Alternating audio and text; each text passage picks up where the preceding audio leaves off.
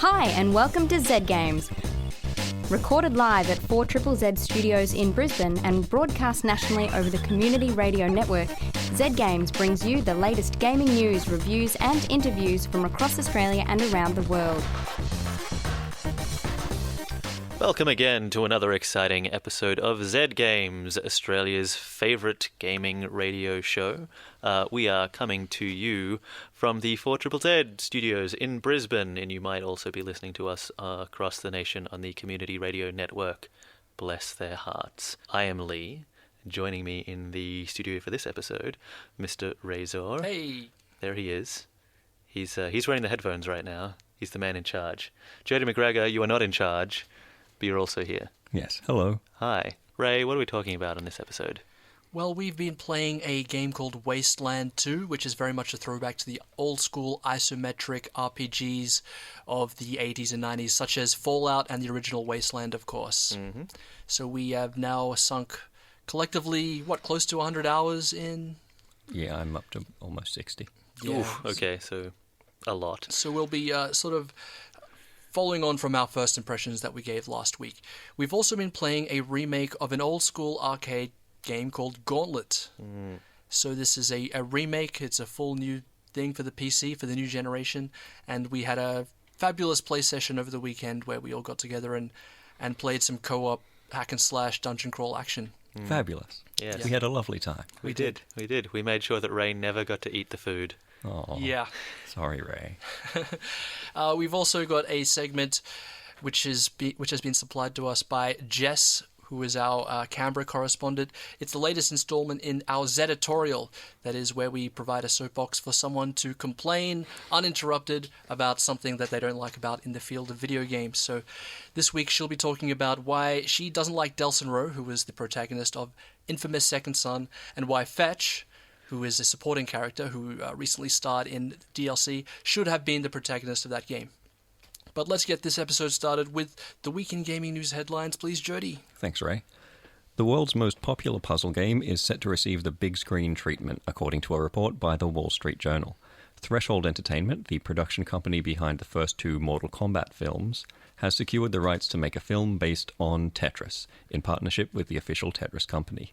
Threshold boss Larry Kasanoff said, "Everyone knows that Tetris is one of the best-known, most beloved brands in the world. What everyone doesn't know yet is this epic sci-fi story that we're going to tell. That's what's really exciting." That is very exciting, isn't it? Yes. I can't wait to find out the epic sci-fi story behind the Tetris mechanics. That's going to be great. This sounds absolutely awful. Who do you think they're going to get to play L Block? Jack Black. Jack Black is L. See, I think he's more square. He's square block, you know? Okay. Yeah. You need, like, a Mark Wahlberg for L Block. Mm-hmm. I'm thinking, what about, like, wiggly line block? Like Chris Evans? Yeah, maybe, if they can afford him. Yeah. He might be too good for a Tetris movie. Yeah, that's a good point. Anyway, it's going to be amazing, and shut up, Ray. I can't wait for Tetris the movie. If you are able to get us some kind of screener or early access to this, send it through. I am curious as to how they're going to expand on, the already rich Tetris lore. Well, that's it. A whole movie out of it. I think the real question is, how do they boil it down to something that can, it's got to be, a 3-hour epic, right? At least. And even then, you're going to have to get rid of so many side characters. Like Tom Bombadil's in there. They're going to have to get rid of that scene, even though, it's integral. What really annoys me is that Alexei Pajitnov, the guy who invented Tetris, actually has a really interesting story, and you could make a movie about that. Yeah. About him inventing this game in communist Russia and then having to make, secret deals with Nintendo, because he wasn't supposed to talk to people outside Russia about this thing he'd made to get it on the Game Boy. And, that's actually a story you could think of. There's a movie in that, right? I agree with you, Jody. They went with aliens who are going to look like L-blocks. Yeah. It's going to be amazing. 5 members of an international hacking ring, including one Australian, have been charged with stealing up to $200 million in intellectual property from Microsoft, Epic Games, and Valve, as well as the US Army. Source code for games like Call of Duty Modern Warfare 3 and technical specifications for the then unreleased Xbox One were among the data stolen by the group, who called themselves Xbox Underground. US authorities have arrested 4 men in relation to the data theft, while Australian authorities have charged 1 unnamed Australian citizen. The US men today pleaded guilty to conspiracy to commit computer fraud and copyright infringement and face up to 5 years in jail. Wow. Cyber crimes. Yeah. I don't know. Was it worth it? Probably not. Probably not, hey. Just to get Call of Duty Modern Warfare 3. Well, no, they would have gotten a lot of Reddit upvotes as well. Somebody bought them gold, yeah. Yeah. All right. There's glory to be had. Real hackers aren't like the movie hackers. They're just not as cool, are they? No. This isn't what Angelina Jolie would do if she was like an actual hacker, like in the movie Hackers. This isn't the kind of cool stuff she'd be getting up to. That movie's awesome. The fabulous 48-hour game-making challenge is happening this weekend at The Block, QUT Creative Industries Precinct, Kelvin Grove. Members of the public are invited to vote for their favourite game in the People's Choice category and enjoy an end-of-competition barbecue. The barbecue and voting is happening from 4:30 till 6 p.m. on Sunday, the 5th of October, with the judges' presentation from 6 till 7 p.m. For more information, go to igdabrisbane.org. We'll be heading along to that, and we're going to be documenting our experiences there, so I'll keep your ear out for some extensive coverage sometime later this month on the 48-hour game-making challenge. It's always fun. It's always great to see what people do with the 3 words. Should we, we chose those words this time. Yes, we did, and Yes. we're totally not going to tell you what they are. No. Just in case anyone's listening. Yeah. Just in case anyone ever listens to our show. Yeah, I think the words this year will be looked upon favourably. Yeah. I won't say any more. Maybe one of those words is ear. It's not. It's nothing close to ear. No. Yeah. Anyway, let's stop boring everyone. Edit this out in post, Okay, we'll all right? try. All right, at the start of the show, we heard from We Are Scientists. That was a song called Ghouls. And next up, we're going to be hearing from local outfit The Mouldy Lovers. They did an excellent rendition of the Tetris theme. Then after that, we're going to hear from Jessica Merceica with her editorial. Hey, I'm Jess Merceica, and I've recently been playing the DLC to Infamous Second Son called First Light, where you get to play as Fetch rather than the very annoying Delsin Row. And between the DLC and the main game, there doesn't feel like there's much of a difference, but somehow I had a more enjoyable time with the DLC. And it all leads back to what character I was playing. So many found Second Son's protagonist a bit of a douche, who was constantly cocky, rude, and was a person that no one would want to associate with. Like, seriously, no one could like this guy. I don't know what the writers were thinking when they created him. Maybe they thought people would like a bad boy? But he was pretty much the thing that brought the game down. His relationship with his brother was unrealistic. I really don't understand their interactions at all, and his actions were all questionable. But when I had the experience playing Fetch, I was fully immersed with her struggles. Even her backstory was more interesting than Delsin, being on the run with her brother, doing whatever is necessary to get money and survive, and they had this sibling relationship that was more solid and believable than Delsin's one. I felt for her and the hard things that she was going through, and she said things and acted in a way that were completely realistic and relatable, and that's the main thing about Fetch that makes her a far more dynamic character. The player could relate to her. I feel like if Second Son decided to place her as the main character, everyone would have enjoyed that game much more. It's absolutely beautiful. It's by far my favourite game to look at. All the powers and the combat are insanely fun, and the story has promise, especially with a villain like Augustine. So with Fetch's backstory and personality, I reckon she could have been the perfect character to lead an Infamous game. You are listening to Triple Z 102.1 FM. It's 6:16, and this is Z Games. My name's Razor, joined again by Lee and Jody. Now, we are talking about video games as we do at this time of the week.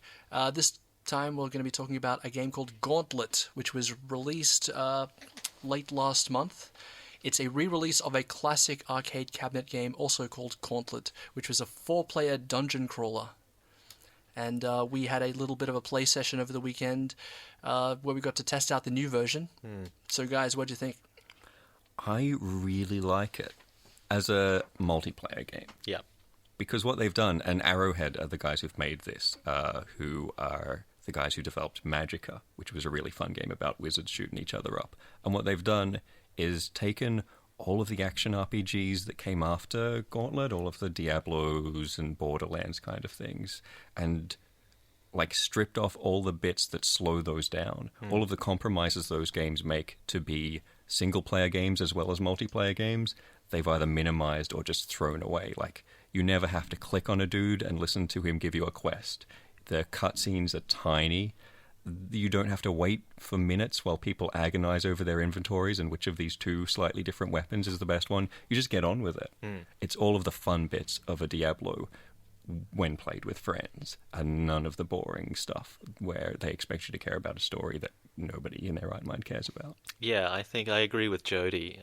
If you know exactly what this game is meant to be, then it is really, really good at that. And yes, that is it. As a means of chopping a bunch of zombies or orcs to pieces, hundreds and hundreds and hundreds of them, with 3 other people who may or may not be your friends, that's fantastic. They may start out as your friends, but by the end, there will be an element of animosity included into the mix.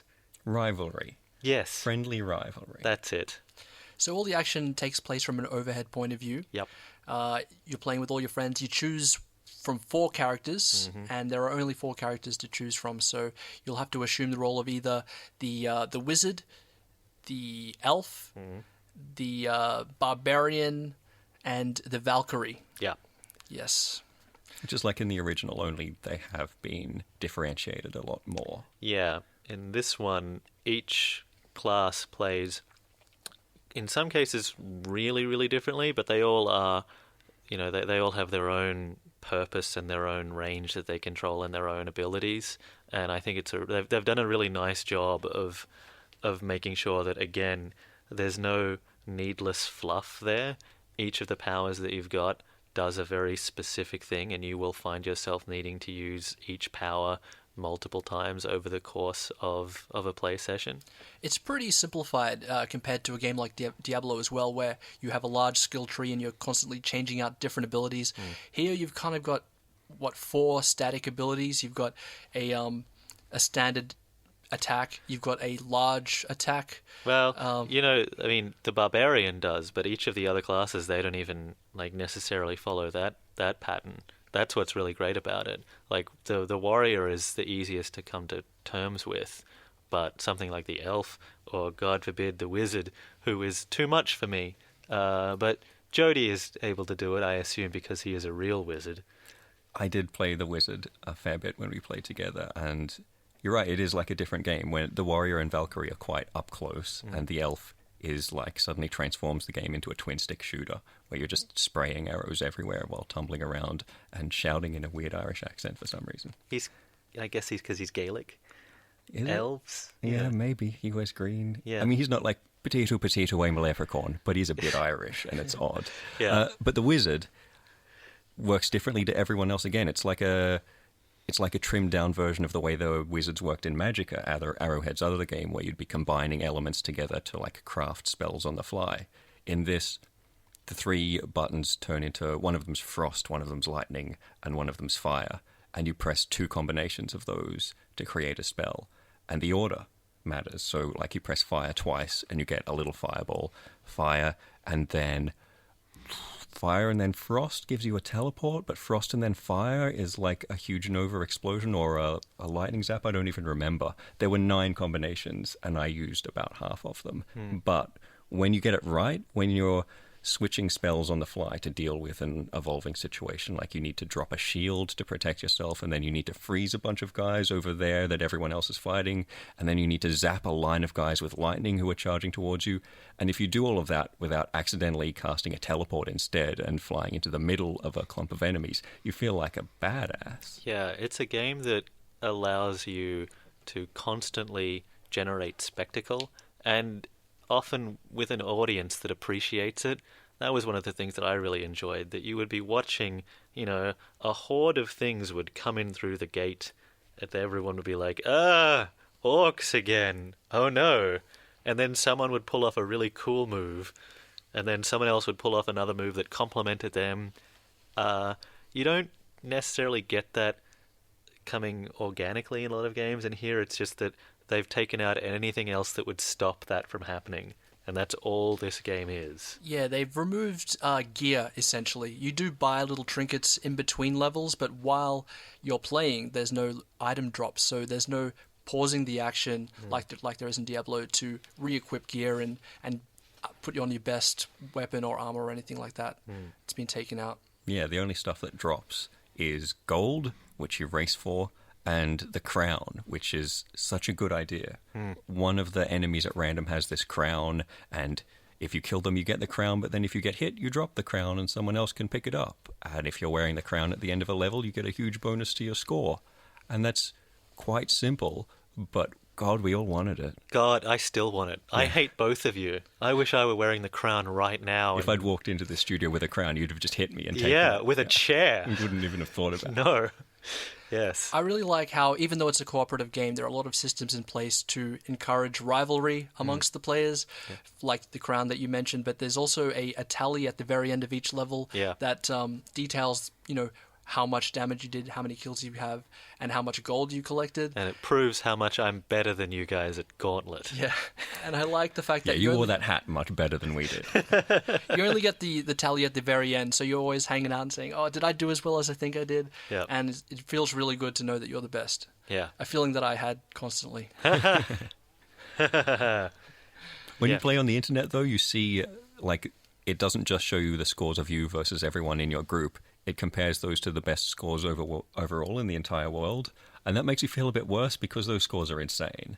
Those scores are nuts. When it's just you on the couch versus your friends, you get 5,000 and you're like, yeah. And then on the internet, you see that someone got 100,000. You're like, I hope you cheated because otherwise I feel really bad. Pay no mind to those freaks. Yeah. This game was insanely fun, with all the four of us on the couch and having a good time and playing, and it was really, really memorable and great.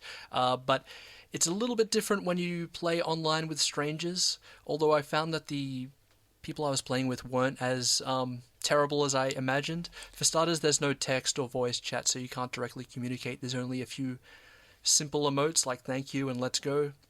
Stuff like that. And I was very surprised when I was low on health and someone didn't rush and take the food right from under me, because food is really scarce in this game. It's a very precious commodity, and I felt really good after this stranger on the internet gave me this token of generosity. You said that he just stood there waiting for you to eat the ham. And we never did that. Yeah, exactly. These strangers were more friendly to me than my actual friends. They coddled you is what they did, Ray. Makes me second guess my circle of friends a little bit, to be frank. I had a similar experience, more than once. And this is a game where it's possible to destroy the food just by accident. You can shoot it or hack at it or blow it up with a bomb, and then no one can get it. And people wouldn't do that on purpose. I assumed that trolls would be doing that because, of course, they would. But the only time people shot the food, it genuinely seemed like an accident. It was in the middle of a fight when you're throwing crap everywhere. It's like, this game must be hell for trolls. Yeah. I like the fact that when you do shoot the food, the player who shot it is highlighted by the text in the game, so you can't get away with it. Yeah, the narrator does make fun of you, which maybe discourages it a little bit. They're like, oh, well done, Elf. You shot the food. That makes you feel pretty bad. Yeah. So we've discussed the multiplayer aspect. We've all also had a go at the single player, and how did that rub you guys? When I played as the Elf, I didn't mind it, but it didn't feel very well balanced for the other classes. They do seem like their powers work best in combination with others. Like, as the wizard, you need someone standing at the front hacking away to clear a space for you to futz around and think, oh, what spell am I going to cast next? But when you're the warrior or the Valkyrie, you need somebody who can do a lot more damage than you, because there are these summoning things that constantly spew out enemies, and you need to hit those with a lot of damage. Otherwise, they just keep vomiting out orcs that you ineffectually slash at. Yeah, I feel like the things that they took out of the game to make the multiplayer work really, really well are the things that add dynamism to the single player. With the multiplayer, you've got other humans there to introduce a chaotic element, but the single player is just you on your lonesome with your 4 moves that you've got. You can't do anything else against 100 million of the same guys in very samey locations. And even though that is still in keeping with the way that the classic game works, at the same time, no one was ever really expected to enjoy 1980s Gauntlet by themselves either. So it weirds me out that this is a game that is best played, I think, on the couch with others, and it's not available on any of the systems that you would expect it to be. It's a PC-only release at this stage that plays better with a controller anyway, and there's been no announcement for, consoles. Yeah, that is a bit odd. I think this would be a great fit for the Xbox One or the PS4, and it strikes me as odd that they haven't announced any release plans for those consoles. Yeah, I think that also those games that allow for friend play with chat on it, that would alleviate some of the issues that I have with the multiplayer, mostly with things like the camera, which will sometimes follow the jerk player who's gone off in the wrong direction like an idiot, instead of doing the cool thing that I want to do, which is over here, away from that guy. Yeah, the way that you're all playing on the same screen, you're all seeing the exact same thing. It is odd when you're not all sitting on a couch playing together. Like, playing a game on the internet that works like that feels like you have to get used to it. Yeah. Yes. So we have been talking about Gauntlet, which is available now for the PC only, and it's a fairly cheap release. It's under $20.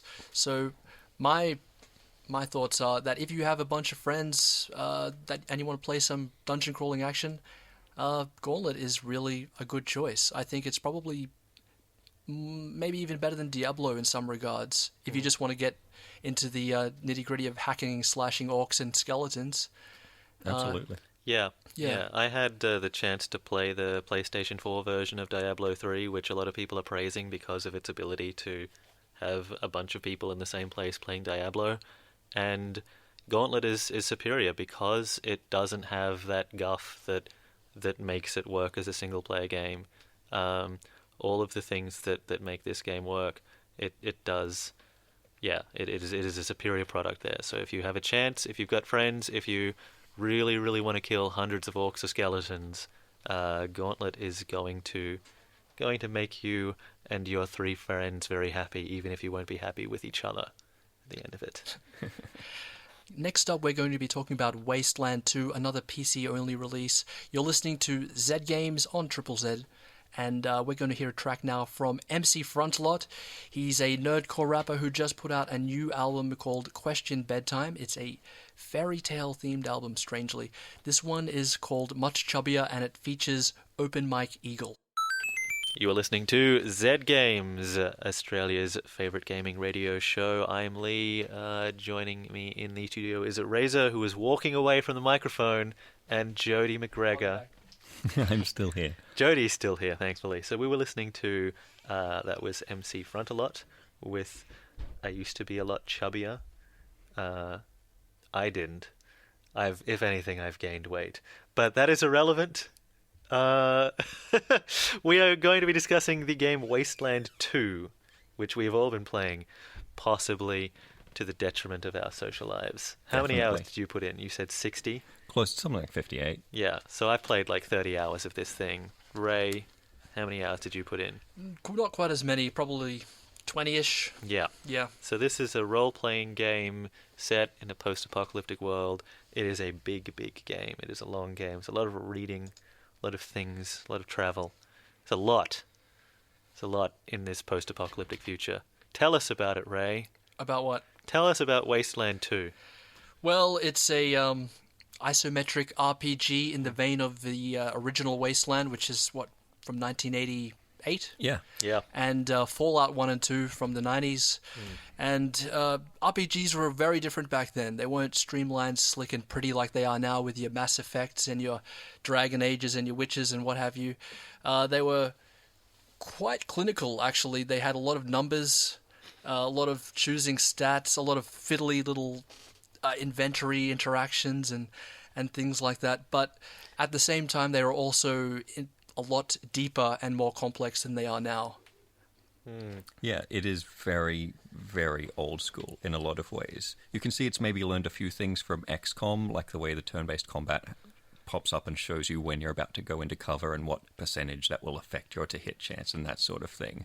But otherwise, it has learned nothing from the last 20 years of video games, which is interesting because we've seen like a bunch of old school role-playing games this year, like Divinity, Original Sin, and Dragonfall, and those were old-fashioned games that also incorporated new ideas. And this does not. This is very much about just nostalgia and recreating what games used to be like in the 90s, what PC turn-based role-playing games were like to play. I think, though, it's still incorporated. To say that it hasn't learned anything is a bit much. I think it has learned. They've played XCOM. Yeah, there's a lot of aesthetic stuff and a lot of nostalgic stuff that exists there to make old people say things were better in my day, back when we wore an onion on our belt. But the fact is that there are modern lessons that have been learned. That there are a lot of things that people expect of an RPG now that are in this game. Things like, and even though you might think this is a throwback, but the fact that you make a lot of decisions in this game, and those decisions will suddenly cut off access to the rest of the game. And this is something that a lot of RPGs are trying to draw attention to these days, which is the consequences of your decisions. And this is what this game is all about. It's all about you having to make shitty decisions and live with the fact that you've probably made the worst possible one given all the information that you had. But what do you know? Live with it. Deal with that, Desert Ranger. Yeah, it does have a lot of those big choices, those moments where you have to choose between saving this group of people or that group of people, and you can't save both. You know that you're going to come back and the others are all going to be doomed because of what you did. Yeah. Those sort of, where it points out exactly what's going to happen to you and says, essentially, replay this game so you can see what happens if you go down the other path. And you can hear about the other people that you've saved right now. You find out how they die terribly in the other version of the game. You can have the people that you're friends with now screaming at you for letting them die. Yep. Yeah. So, Jody, even though you finished the game and took, 60 hours to get there, you still found yourself compelled to go back and replay the game to see what could have been? I did replay the start of it to see how things were different, but only the start. It didn't really hold up for me the second time quite as well because it wasn't different enough. It's very much sort of going out of its way to put things into different categories, like you can save this person or let them die, and either way bad stuff's going to happen. Like if you don't save them, people are going to be upset that you left somebody die, but if you do save them, then you're going to be responsible for them, and maybe they turn out to be a twerp. It's very much got that post-apocalyptic tone where everything is screwed, so every decision you make is the wrong one. At the same time, though, it's not a completely bleak, depressing game. It's injected with humor, and it's a bit quirky as well, isn't it? Yeah, it is quite funny at times, and weird as well, wonderfully weird. There's one of the things that it does that is nice to see is that there's a great many skills, some of them needlessly complicated. There's toaster repair, for example. Yes, which is valuable. Don't go out into the wasteland if you don't have someone on your team with toaster repair, or you will be screwed because of toasters. But one of them is animal handling, which I made sure one of my characters had, and if you use that, then you can get out of a lot of fights with weird beasts out in the wild. But the other cool thing you could do is end up with a goat and a cow and what have you, following your crew around and giving benefits, but mostly just being there, being a cow or a weirdly screaming goat. Yeah, the screaming goats sound awful. Yeah. I had to get rid of the goat friend that I had because I didn't like the noise. Yeah. I had 2 chickens for a while. It was like this little farm following me around, like a little barnyard party. But they were all just too noisy, so I let them die. You're a monster. Yeah, I'm awful. Yeah, but stuff like that, like that it does allow for these weird diversions is fun. Yeah. Yeah, it does have quirky, weird elements, like the mutant killer rabbits, who will just straight up murder you. Oh, they're awful. Yeah, those rabbits are the worst. Yeah. Gross. Yeah. So, but I didn't find the characters as memorable as those weird things or the story, having made it all the way through to the end. There are a lot of weird factions who are introduced, and you have to make these choices, like, are you going to befriend these crazy monks who worship an atom bomb, or these military dude bros who think that they should have the atom bomb because they will be responsible with it because they just love guns. And they seemed like the kind of thing that would result in interesting characters, like monks who worship a bomb. But they were all a bit samey. I never actually found any characters in this who were like the characters from Fallout, who I actually cared about and remembered beyond the game. Like, it had lots of cool, weird ideas in it, but it didn't really build on them and personalize them in a way that I like from my role-playing games. Right. It had all of the other stuff I like in my role-playing games, like fiddling around with what skills your characters have and trying to create a balanced party and turn-based shooting dudes in the head. Yeah. But it was missing that one thing. See, I found that even if the overall plot is a bit weak, the story that I get out of it is the story of what I did, and the fact that it does throw so many interesting choices and then lets you see how those things play out, like that I felt really engaged me. Like, who cares what their story is? Because mine is amazing, you know? And I think that, you know, even if their characters aren't necessarily as interesting as you've seen in some Fallouts, and I know that, you know, you were saying that, you know, they're not as interesting as the Fallout games, but then failed to name any Fallout characters as an example. Yeah, there are a couple. I really liked Killian Darkwater from the very first Fallout, the sheriff who is voiced by like some guy from Stargate, and is like the actual cowboy in a sci-fi Wasteland. Yeah, he was very, very cool. Yeah, so Yeah. Well, then in this game, I really liked Rose, the remorseful surgeon, who, for some reason, has a mechanical arm that she hates and has a dark past that you don't even know about yet, because you've not done the bit where she talks about it. No, I haven't. Yeah. I'm sorry about Rose. So there you go. Yeah. No, like, it's you make a very good point that it is. There's a lot of writing and it is all very competent, but none of it is particularly unique. It does mess around mostly with tropes and throwbacks and things like that, and there's a lot of references to the previous game. But I think that there's a lot of stuff there where you get to actually personally interact with the story and twist it to your own ends, and that's far more interesting to me. I'd rather take part in a story than have a cool one told to me in a video game, because if I want that, I can get that delivered by much more talented people in other art forms. Ray, you've been silent for a while. Yeah. What you got going on there? Oh, I'm just listening to you guys talk. Yeah. So you didn't take Toaster Repair or Animal Follower? I did take Toaster Repair, but I've only opened a couple of toasters that I found. Yeah. It's Toaster Repair sounds like it's not going to be useful, but that's why you know it's going to be useful. Yeah. Haven't you played any video games? That didn't immediately jump out at me. Like, when you're creating your character for the first time you play it, you have the option to just build 4 characters from completely blank slates, and you just pump, points into different skills, of which there are many, and you have no idea which of those are going to be useful. So I did choose Toaster Repair because there is the inkling that it might come in handy. And yeah, you do find like random little treasure things inside toasters. Yeah. So most of the skills are used basically to unlock something or open something up.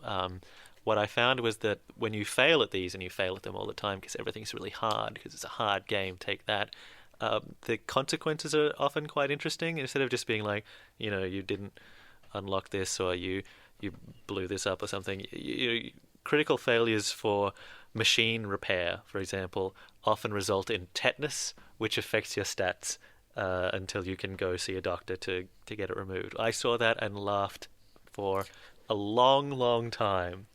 And it's a little tiny thing. All it is just flavor text, and then that's tied into a stat reduction. But the fact that you can get characters who, if they get hit in the head, they get a concussion, Little tiny things like that. The different types of diseases that you get that don't really have any effect, but because of the flavor text that they've accompanied everything with, the writing that backs up all of this stuff is solid enough and thoughtful enough that it really does. It has a lot of detail that you don't tend to see in a lot of games these days, because they're not allowed to let the text do all of the world building. Yeah, it really is astounding how much descriptive text there is for pretty much every item in the game as you progress. Look, one thing that kind of annoyed me, and this may be a drawing point to some players, is it's a bit fiddly. For example, there's a lock cracking ability and there's a safe cracking ability, and they're two different abilities. Yeah. And you can't just go up and start cracking the lock because there might be a bomb. And there are a lot of bombs. There's a lot of booby-trapped chests around the place. So you kind of quickly learn to first get your bomb expert in to first check if there's bombs, and then you go and get your safe guy in and open the safe. And but sometimes they're electronic safes, and you need your computer guy to open those ones. That's right. Yeah. So there's a lot to take in, and there's a lot to consider. And for someone that loves micromanaging skills and having the right guy in the right situation, that's amazing. Yep. But if you just want to go in and progress, like have a smooth sail from start to finish and enjoy the story, you're going to get bogged down in a lot of details along the way. Yeah, I hear that, and it's really annoying because in that case, like, it is exactly the same action that you're performing. There's no cool new gameplay element added by the fact that there's safe cracking and lockpicking and then electronic lockpicking. You are just clicking on a button and then clicking on a thing and then hoping that a door opens at the end of it. And if it doesn't open, you're clicking on the button and then clicking on the thing and waiting for it to finish anyway. Like, if you're going to have these other skills, give us a reason to care, otherwise bundle them all up into one thing. Or fix your interface. That is just one example of where the old school sort of way that this game is made is a bit of a detriment. I think they could have streamlined a bit further, but for the most part, I was just bathing in nostalgia. Yeah. It was just incredible having this game that could have been put out in the 90s, except with beautiful high-res graphics. And good combat as well. We were just talking off-air about the combat. Yep. And we were talking about how we didn't need to talk about it on air. Yeah.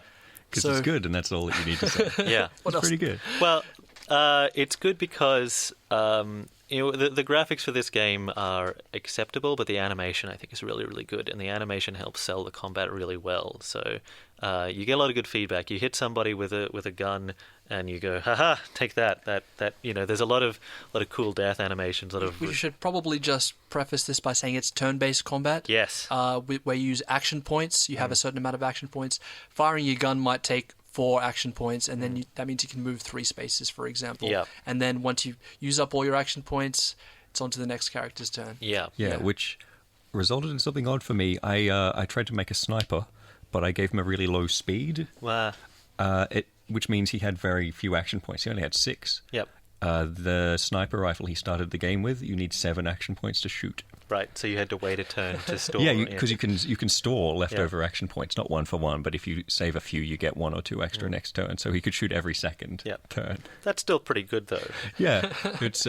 I think it's just an example of the kind of shortfalls that you can wind up, the kind of traps for the unwary player. Like, it's quite easy to design useless characters by picking certain combinations of skills or overlapping skills, or making a very slow person who isn't fast enough to shoot their gun. Yeah, I think that the biggest trap is actually overlapping skills, less so than anything else. As long as you've got someone who can do things, then you're fine. But you really do feel like you've wasted your time and a level if you've got anyone who has the same thing as someone else. But that said, I found that the combat was actually across all the different types of weapons and things that are in there and things you can engage in. It's all pretty balanced, even like at the point where I'm at, where there are laser guns and sniper rifles and shotguns. There's a guy that I picked up who's just good at a knife, but he's really good at the knife, and he's great. I love that guy. Let him go. Go in there and knife some dudes, guy. You're doing well. And And I think when I think of the Fallout games that this inspired and is inspired by, that's certainly not the case at all. There were 3 weapon types that were good in Fallout, and the rest of them were traps. Never use those weapons. So this is they've done a good job of balancing all of these different little elements. And I think that you were making a face at me when I was telling you that I thought that the combat was not tedious, that I was always looking forward to using the combat system. But yeah, because after the first 25 hours, yeah, I did start to find it a bit tedious, and I was finding ways to skip fights, which is, I think, harder than it should be. In games like the old Fallout, you could run away from fights. You just run back off the screen, and some random encounter with raiders would end. In this, you can't. You have to kill everyone who's attacking you before it will let you end any fight. Right. And so you don't really have an option. Once you get into a fight, you have to play it out. And if you get a bunch of them in a row, often against quite samey enemies, at the point where you're getting over it, then it did get tedious for me around the 30th hour. All right. Well, that's still pretty good, I think. I mean, it lasted well, but then there was another 20 hours after that. Right. Okay. So that last 20 hours starts to get a bit... Yeah, I did. I enjoyed Wasteland 2 a lot more at the start than I did by the end, when I sort of just wanted it to finish. You know how in some games the credits roll in, you're like, oh, that was it. And in other games, you're like, okay, I'm ready to face the final boss now, just bring it on. And then it doesn't. Yeah. And then it's like it picks up the plot ball and kicks it down the other end of the street. And you're like, I have to go all the way over there now? I was ready to pick that ball up. Sometimes it's good to leave the players wanting more, I guess. Yeah. As opposed to over-delivering, outstaying the welcome. That's not the philosophy of Wasteland 2. Yeah. Yep. Well, I guess, though, considering this was a Kickstarted game, they got a couple... What, they get $3 million or something like that? A ton. Well, a ton if you waited, it would have been an actual ton. Yeah. It's a ton when we think about the fact that we have no money and need money desperately because, we have holes in our trousers. Yes, but RPGs cost $1 bajillion now, and they have produced a massive amount of content on what is relatively no money at all. And I think it's impressive that they did that. And I guess if after the 30th hour you do sort of start to feel like maybe you've been plodding away at it for too much, then maybe also you're a games reviewer and you've had to play through a 70-hour game over the course of a week, and that is unhealthy anyway.